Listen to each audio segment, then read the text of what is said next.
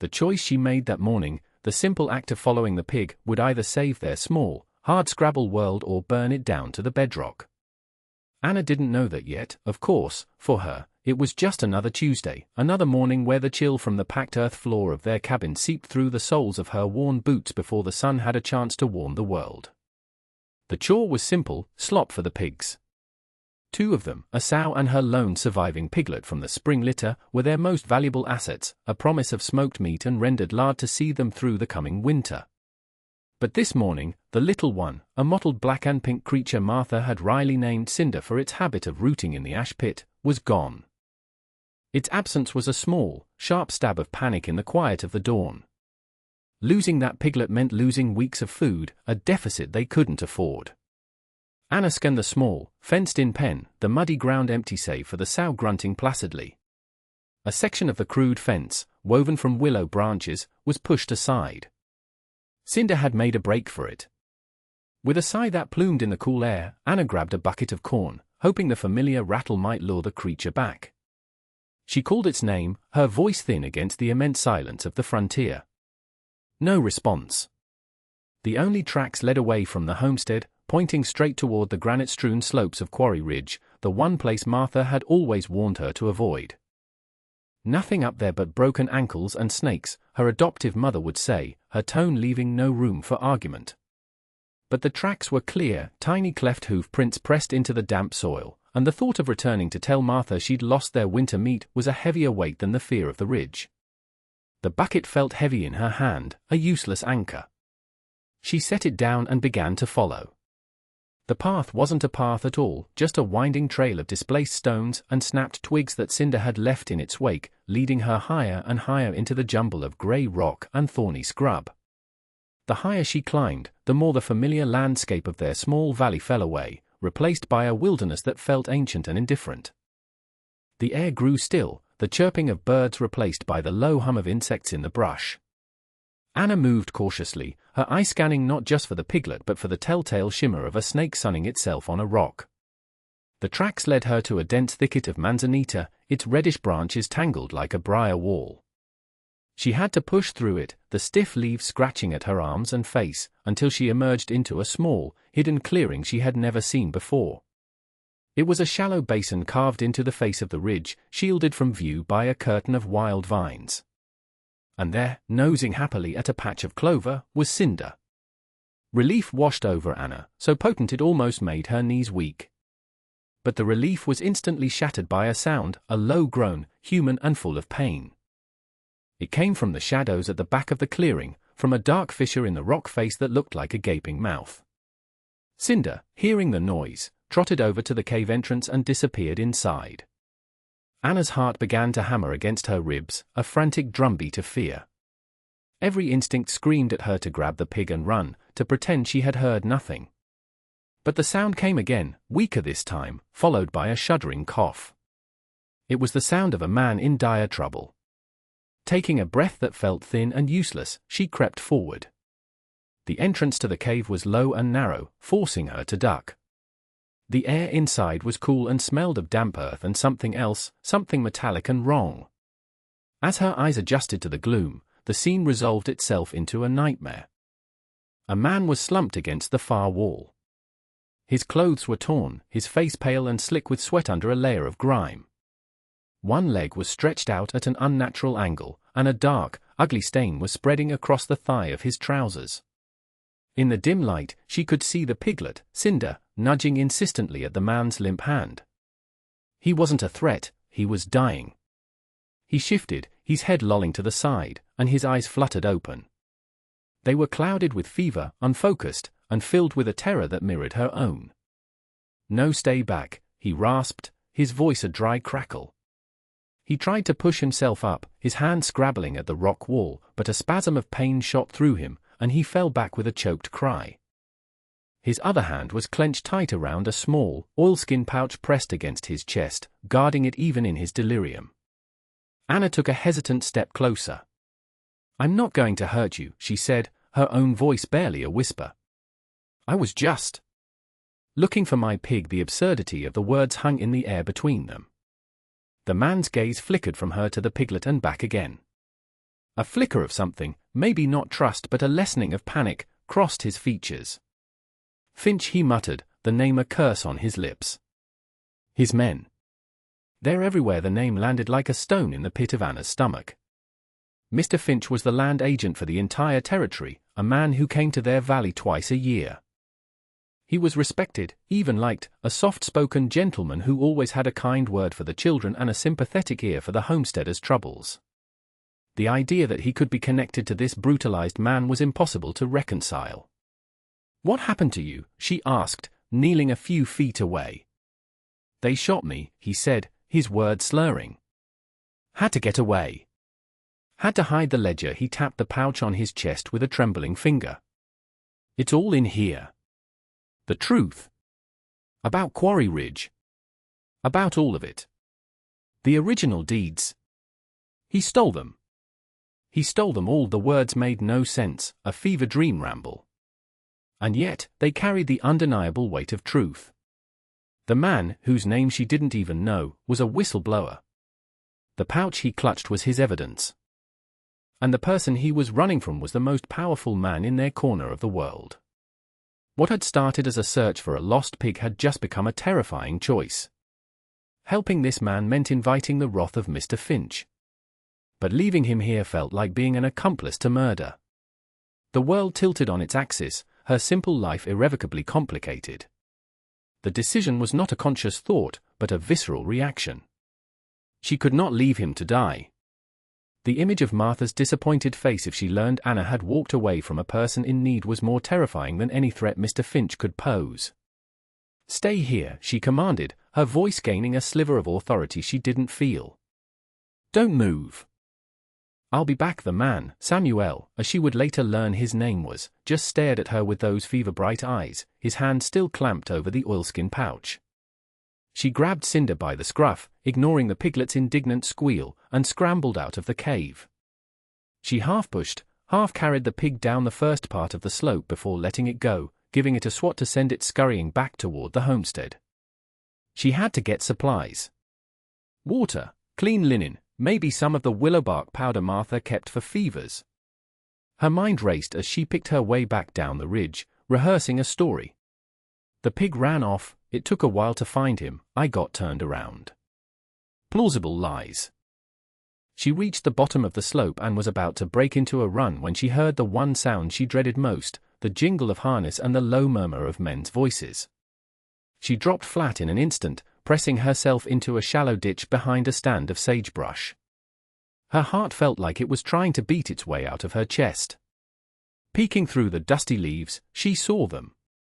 Two riders, silhouetted against the morning sky.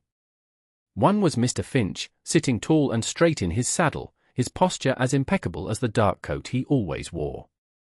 The other was his deputy, Crow, a burly man with an impatient slump to his shoulders. They were less than 100 yards away, their horses picking their way slowly along the base of the ridge, their heads scanning the rocks. "He can't have gone far, not with a hole in his leg," Crow said, his voice a low grumble that carried easily in the still air. "We're wasting time. We should be checking the homesteads." Mr. Finch didn't turn his head. "Patience, deputy," he said, his tone smooth and placid, but with an underlying coldness that made the hairs on Anna's arms stand up. "He's an accountant, not a frontiersman. He will make a mistake. He will seek shelter. We will simply be there when he does." They were hunting him. This wasn't some misunderstanding. This was a manhunt, and she was now hiding the quarry. The blood in her veins turned to ice. She lay there, barely breathing, until they passed, their shapes receding down the trail. Every instinct told her to run home and forget what she had seen. But the image of the wounded man in the cave was burned into her mind. He had the truth, he'd said. And it was a truth Mr. Finch was willing to kill for. The sight of the searchers galvanized her. Fear was a luxury, action was a necessity. She waited until Finch and Crow were distant figures before scrambling to her feet and sprinting the rest of the way to the homestead. She burst into the cabin, startling Martha, who was kneading dough on the small wooden table. Cinder ran off, Anna panted, sticking to the first part of her story. "Took me all morning to track him down on the ridge." Martha clicked her tongue, wiping flour from her hands onto her apron. "I've told you about that ridge, Anna." "It's not safe." Her eyes were sharp, scanning Anna's face, her scratched arms, the dirt on her cheek. "You look like you've been wrestling a bobcat." "Just the bushes," Anna lied, her heart thumping. She grabbed a water skin from its peg, her hand shaking slightly. "I'm parched." While Martha's back was turned, she snatched a roll of clean linen from the mending basket and a small tin of salve. She stuffed them into the front of her dress, the cool metal a stark contrast to her heated skin. She knew she couldn't stay. Finch and Crow would be back. They would search more methodically. They would find the cave. She needed to buy time. She needed to create a diversion. An idea, wild and dangerous, sparked in her mind. She raced back out of the cabin, calling over her shoulder, "I'm going to check the fence where Cinder got out." Before Martha could protest, she was gone, running not towards the pigpen but back towards the ridge, her mind racing. She didn't go near the cave. Instead, she moved half a mile down the rocky slope, to a spot that was visible from the main track below. Working quickly, her hands raw with haste, she gathered a pile of the driest leaves and tinder she could find. Over this, she layered damp moss and green branches. She used the small flint and steel she always carried in her pocket to strike a spark, blowing the tiny ember into a fragile flame. The dry tinder caught fast, and soon a thick column of acrid, white smoke was pouring into the sky. It looked exactly like a careless traveler's fire that had gotten out of control. It was a beacon. A false alarm. A lie rendered in smoke and flame. She didn't wait to see it grow. She scrambled back down the slope, taking a wide, circular route that would bring her out onto the main track, far from her pyre. She mussed her hair, smudged more dirt on her face, and practiced a look of panicked alarm. Then she started running towards town, shouting for help, her voice cracking with feigned terror. Her performance was convincing. A homesteader heading to town heard her cries and turned back, his face a mask of concern. By the time they reached the valley floor, her staged shouts had drawn others, and soon a small group was looking up at the plume of smoke rising from the ridge. Her diversion had worked, perhaps too well. It brought Mr. Finch and Deputy Crow riding back at a gallop, their faces grim. Finch's sharp eyes found her immediately in the small cluster of concerned neighbors. He dismounted, his movements fluid and controlled, and strode towards her. "Young lady," he said, his voice calm but carrying an unmistakable edge of authority. "What happened here?" Anna, playing the part of a frightened girl, pointed a trembling finger towards the smoke. "A fire," she stammered. I was checking our fence line and I saw it. It just started." Crow snorted. "Probably that drifter we're looking for." Careless fool. Mr. Finch's gaze never left Anna's face. It was unnervingly intense, as if he were trying to peer directly into her thoughts. "You were on the ridge?" "Alone?" he asked, his tone deceptively gentle. Martha had come out of the cabin, drawn by the commotion, and now stood beside Anna, a protective hand on her shoulder. "My daughter was chasing a stray animal, Mr. Finch," Martha said, her voice steady. "She gets turned around sometimes, I see," Finch said slowly. His eyes flickered from Anna's face to her dress, where the bulky shape of the water skin and linen made a slight bulge. For a terrifying second, Anna thought he knew. She could feel the weight of the hidden ledger pouch, which Samuel had pressed into her hand before she left, a dead weight against her ribs. But his gaze moved on. "There is a dangerous man in these hills," Finch continued, addressing them both but looking at Anna. "A thief and a liar. He may seem desperate, in need of help. But offering him aid, offering him shelter, that would be a profound mistake. It would be seen as an obstruction of official territorial business. A crime. The threat was unmistakable, wrapped in the language of polite bureaucracy. He wasn't just warning them, he was telling them what would happen if they crossed him. "We wouldn't do anything like that, sir," Martha said, her expression unreadable. "We're simple folk. We keep to ourselves." Finch held her gaze for a long moment, then a thin smile touched his lips. "I'm sure you do," he said. He turned to his deputy. "Crow, organize some of these men. Get some buckets. Let's contain this before it spreads. I want this entire ridge swept, inch by inch. Once the smoke clears, the order was a death sentence for the man in the cave. Anna's diversion had only bought her a few hours, at most. That night, the homestead was shrouded in an oppressive silence. The fire on the ridge had been put out, a combined effort of the local men directed by a frustrated Deputy Crow, who had found no sign of any drifter. But the tension remained, thick and suffocating as the lingering smoke in the air. Anna couldn't eat. Every sound from outside, the hoot of an owl, the rustle of leaves, sent a fresh jolt of terror through her. Finch's veiled threats echoed in her mind. He knew something, or suspected it. The way he had looked at her, the way his words were aimed like arrows, had been a clear warning. She had lied to Martha, and the lie sat like a stone in her belly. She watched her adoptive mother by the hearth, her needle moving in and out of a worn shirt, her face illuminated by the flickering firelight. Martha's expression was etched with a deep, weary concern that Anna knew she had put there. How much longer could she carry this secret alone? What would happen when Finch's men started their sweep of the ridge in the morning? They would find the cave. They would find Samuel. And he would surely tell them who had helped him. They would lose everything, their home, their freedom, maybe even their lives. The fear of that outcome was a physical weight, pressing down on her, making it hard to breathe. She looked at Martha's capable, work-roughened hands, the same hands that had tended her fevers as a child, that had taught her to read, that had held her when nightmares came. She had kept the secret to protect her, but the deception itself had become a wall between them. In that moment, Anna understood. She could not outwit a man like Finch on her own.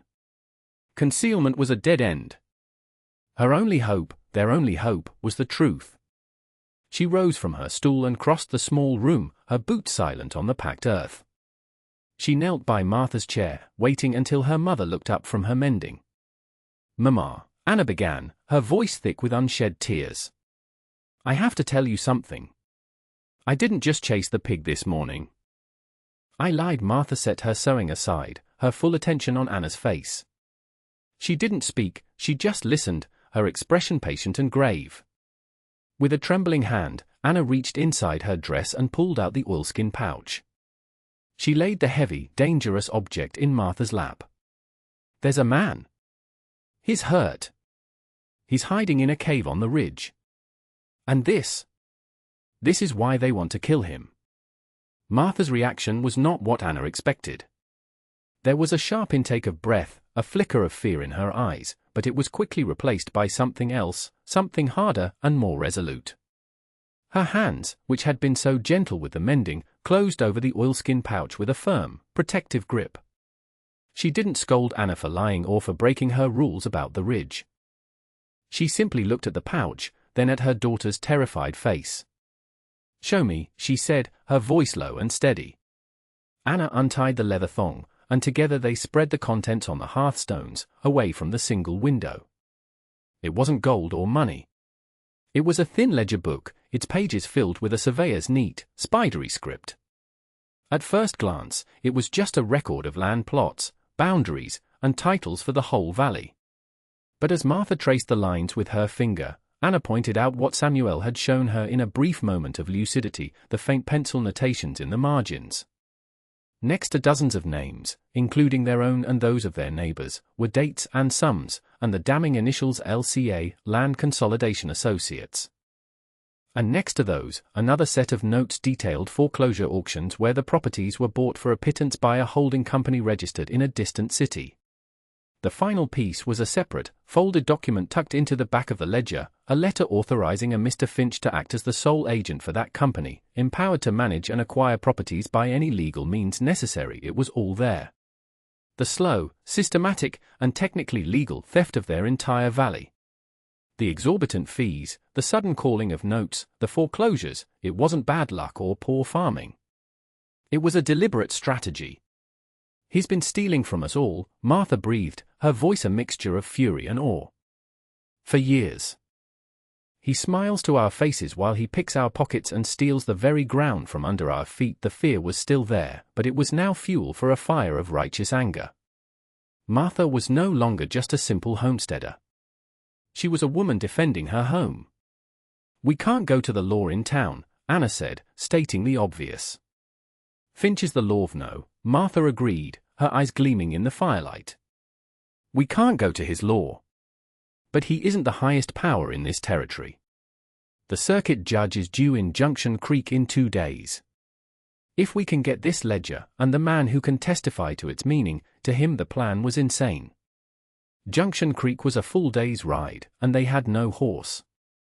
Finch's men were everywhere. And Samuel was in no condition to travel. But for the first time since she'd followed Cinder up that ridge, Anna felt a flicker of hope. They were no longer one frightened girl and a dying man. They were a family with a secret, and now, a plan.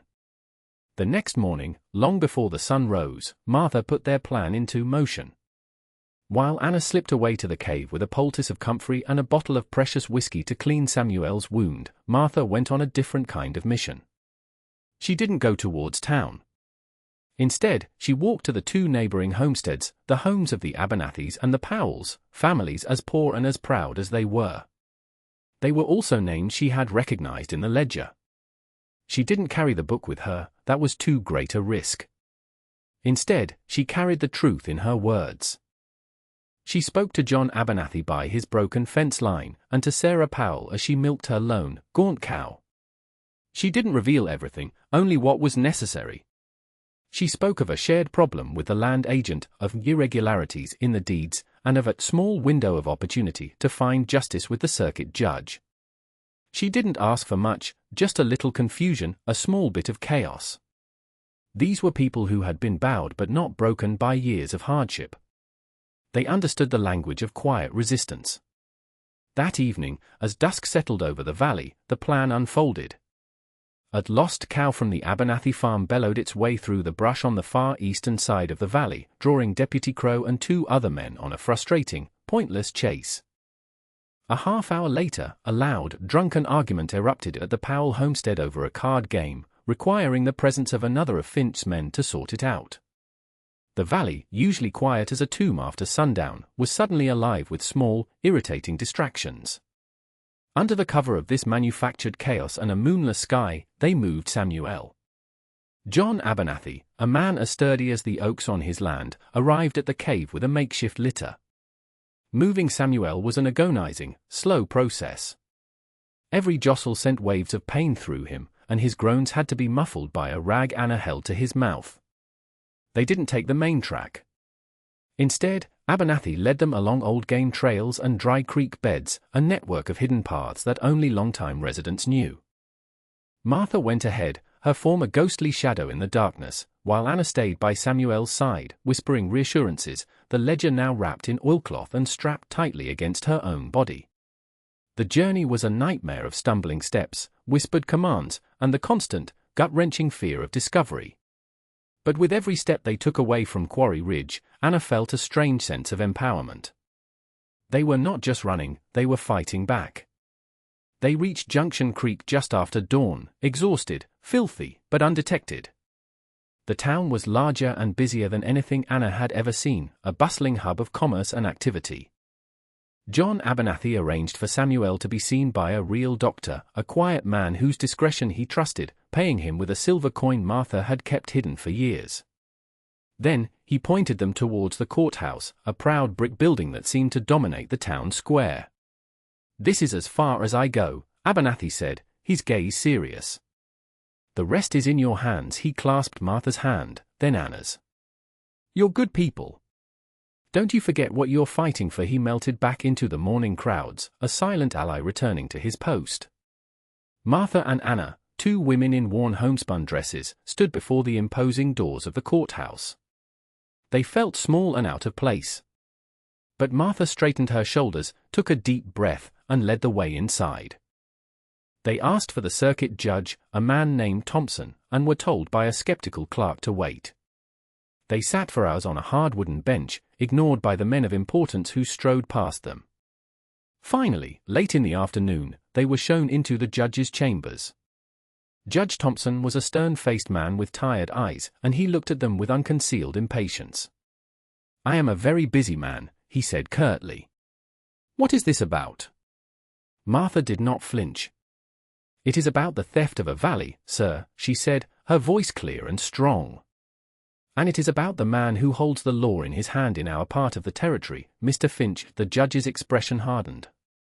"Those are serious accusations to make against a bonded territorial agent. We have proof," Anna said, stepping forward. She unwrapped the oilcloth and laid the surveyor's ledger on the judge's polished desk. "And we have a witness who can explain every line." For the next hour, they talked. Anna recounted finding Samuel. Martha explained the years of financial pressure, the foreclosures, the quiet desperation of the Quarry Ridge families. And together, they walked the judge through the ledger, showing him the damning notations, the fraudulent auctions, the signature on the letter of agency. The judge listened, his expression shifting from impatience to skepticism, and finally to a cold, focused fury. When they were finished, he sat in silence for a long moment, staring at the ledger. Then he looked up, his tired eyes now sharp as a hawk's. "Where is this witness?" he asked. "And where can I find Marshal Finch?" 3 weeks later, the air at the homestead was different. The scent of fear was gone, replaced by the smell of fresh-cut pine and hope. A new section of fence stood strong and straight. A calf, the first down payment on a debt of gratitude from the Abernethys, wobbled on unsteady legs in the pen. Samuel, his leg healing cleanly, sat on the porch, his accountant's hands proving surprisingly adept at mending a leaky roof. The circuit judge had moved with swift and terrible purpose. The ledger had been undeniable. When confronted, Samuel's testimony had sealed the case. Mr. Finch and Deputy Crow had been arrested in Junction Creek, their polite authority stripped away to reveal the common criminals they were. The land company was exposed, its charter revoked by the territorial government. The deeds to the farms in Quarry Ridge, all of them, were restored to their original owners, the crushing debts and fees erased in the stroke of a pen. They owned their land. Truly owned it, for the first time. Anna stood by the new fence, looking out at the ridge. It was no longer a place of menace, but a landmark of her own history, a testament to a single, crucial choice. Anna's courage didn't just save a man's life, it saved her home, and the homes of all her neighbors. Sometimes, the most important discoveries aren't gold or silver, but the truth hidden in plain sight. And it just goes to show what can happen when you have the courage to follow where the truth leads you. If you want to hear more stories of forgotten history and unlikely heroes, make sure you follow our channel and ring the bell for notifications.